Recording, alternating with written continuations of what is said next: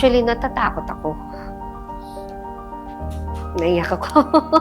Hindi, natatakot ako kasi baka mamana ng anak ko. Mahirap.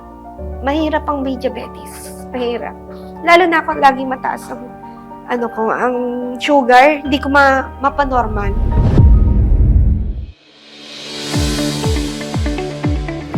I'm Sheila Eluna, age 53, taga Gentry, Cavite. VP Finance ako sa company namin. We owned a construction firm. I have 3 children. Yung lifestyle namin kasi, ang problema namin, late kaming kumain. Kasi late kaming matulog. Late akong magising. Alis kami sa Cavite mga 8 to 9. Man ako sa father ko yung diabetes. Iba yung pakiramdam ko. So, nagpa-check ako. Nung time na yon, medyo diabetic na rin pala ako.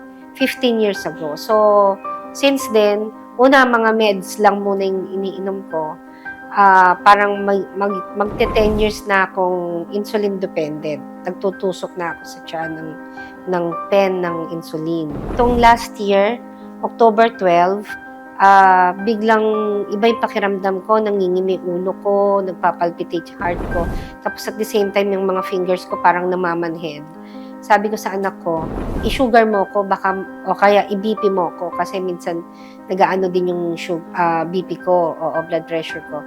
Yun, nakuhanan ako ng 339. So lahat sa family nagpanik kasi first time kong nag-539, ang pinaka ko is 389 yata, o 390 yung sobrang taas ko na.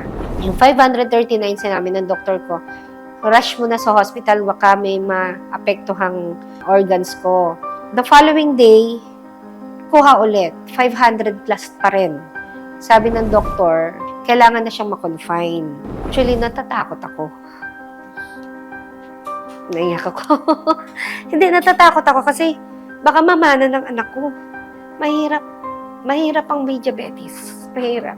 Lalo na ako laging mataas ang sugar, hindi ko mapanormal.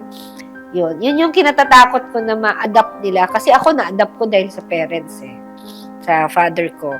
Yun ang natatakot naman ako na ma-adapt ng mga anak ko.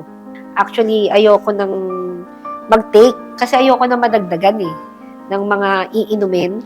Pag na-pressure ako, shoot up kagad ang sugar ko Isa yun sa nagiging, sa stress.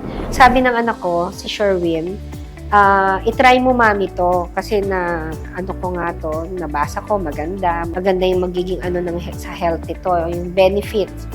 I-try ko daw yung JC Barley. Sabi ko ayoko na nga ng supplement kasi ayoko na nga ng additional na i-intake para sa mga sakit-sakit o whatever. Mami, inumin mo to, please. Pagbigyan mo ako, kung mahal mo ako, inumin mo to, sabi niya sa akin.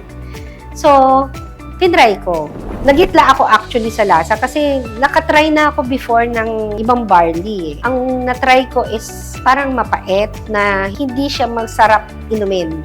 Pero tong barley na to, ay teka, parang juice. So, nag-enjoy ako kasi malamig siya. Kailangan mo sa malamig mo siya tunawin. Oo. So, nasarapan ako. Kung maganda sa health ko, tapos ganun siya kasarap, madali siyang inumin ko. Sabi ko, sige, everyday niya ako pinagtsatsagaan timplahan before meal and bago matulog.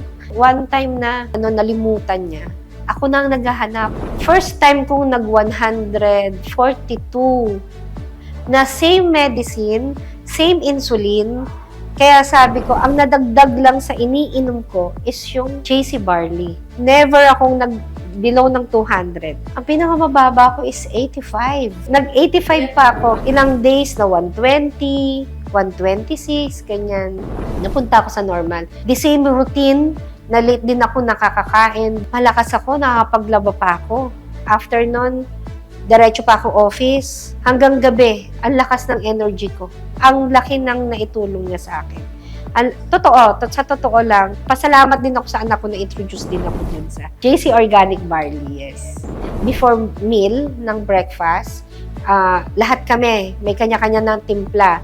From sa husband ko, ako, pati yung apo ko, sarap na sarap dun sa JC Organic Barley. Kasi maganda sa katawan Sa akin, highly recommended ko ang JC organic barley natin. Kasi, na-experience ko ito lang yung nadagdag sa akin na napababa niya yung sugar ko. Sa age kong 53, hindi ako ganun physically active. Lalo na yung mga friends ko, ano ba iniinom mo? Bakit ganyan ka ka-active ngayon? Ini-introduce ko sa kanila. Kasi nangyari sa akin, bakit hindi pwedeng mangyari sa iba? Ito, gastusan mo, instead of ma-hospital ka, ito na ang anuhin mo, inumin mo, di ba? Mahalaga sa akin na magkaroon ako ng good health para sa family.